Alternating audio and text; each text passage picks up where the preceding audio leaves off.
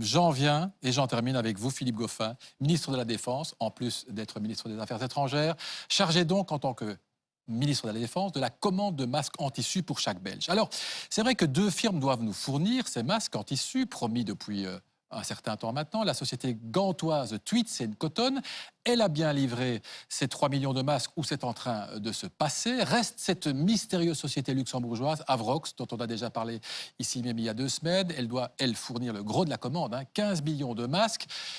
Toujours pas de masques. Est-ce que vous espérez encore ces 15 millions de masques? On va parler de cette société qui est quand même très très bizarre. Alors, il y a un contrat qui a été passé donc avec deux sociétés. Je rappelle quand même, quand vous dites qu'on les attend depuis longtemps, le gouvernement a donné mission à la Défense de s'occuper de ce marché seulement le 27 avril. Le marché a été attribué le 5 mai, selon les critères applicables au marché public, tout simplement. Donc, les règles belges, auxquelles s'ajoutent d'ailleurs des règles européennes. Et puis après, une fois que la commande a été passée, je répète, à deux sociétés, eh bien, on est entré dans le processus de fabrication et de vérification. Donc, une société, ça va. Je vais terminer pour qu'on comprenne bien. Première étape, c'était l'envoi d'échantillons pour s'assurer que les masques commandés étaient conformes. Je parle de l'échantillon. 7 jours, il a fallu faire des tests. Une fois que les tests ont été validés par deux laboratoires, le laboratoire de la Défense et un laboratoire indépendant, à ce moment-là, la production a pu démarrer. Donc Avrox vous a aussi envoyé un échantillon. Avrox a envoyé plusieurs échantillons et ils ont été testés, je répète, par deux laboratoires, celui de la Défense, mais également un laboratoire indépendant de Gand en particulier. Donc ça va. Oui. Mais pourquoi n'a-t-on pas encore ces masques d'Avrox? 15 millions, c'est le gros de la commande. L'autre société, ce n'est que 3 millions. On pensait quand même commencer très vite, c'est-à-dire la semaine prochaine, la distribution de ces masques. Alors, il y a une chose, donc il y a les masques qui doivent arriver, et il y a l'autre chose, c'est la distribution des masques. Ça aussi, ça prend du temps. Vous imaginez, permettre à chacun des Belges de disposer d'un masque, il faudra aussi organiser le réseau de distribution. Sans doute par les pharmacies, mais enfin, si on ne les a pas, on ne les distribuera pas. Donc, nous sommes en discussion avec les pharmacies pour la distribution. Alors, ces masques-là, on a entendu effectivement beaucoup de choses. Premier élément qui est important, je l'ai déjà dit sur ce même plateau, pas de masque, pas de paiement. Des masques qui ne seraient pas conformes, pas de paiement.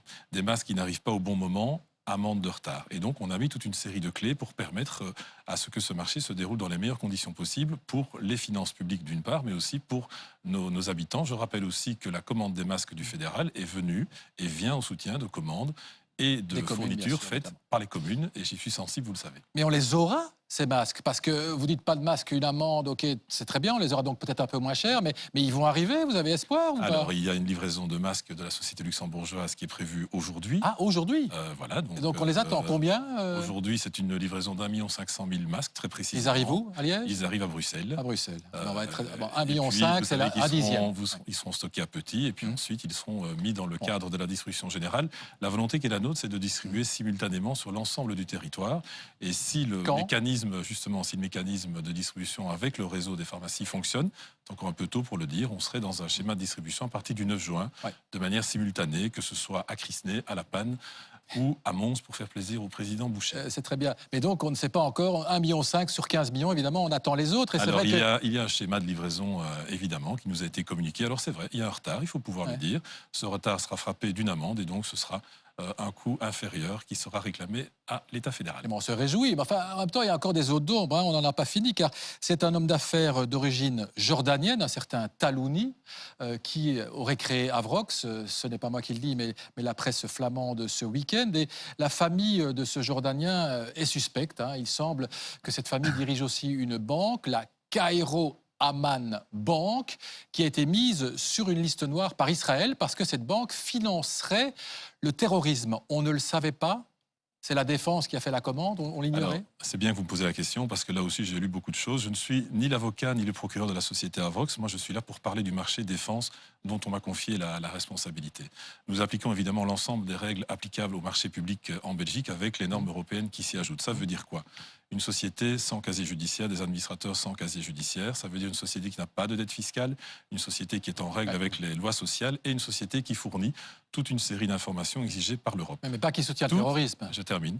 Toutes ces informations-là ont été transmises et nous avons fait le travail. Alors, j'ai eu, comme vous, dans la presse flamande, des allégations par rapport à l'un des membres actionnaires de cette société. J'ai simplement posé des questions pour en savoir plus. Vous savez, je ne vais pas me précipiter pour vérité unique par rapport à ce qu'on peut lire. Je sais en tout cas jusqu'à présent que cette banque jordanienne est une banque qui est tout à fait respectable en Jordanie. Nous faisons œuvre d'information pour le moment. Mais prenons un exemple très concret, ça je ne l'ai pas lu dans la presse. Cette banque jordanienne en question est dans le réseau PayPal.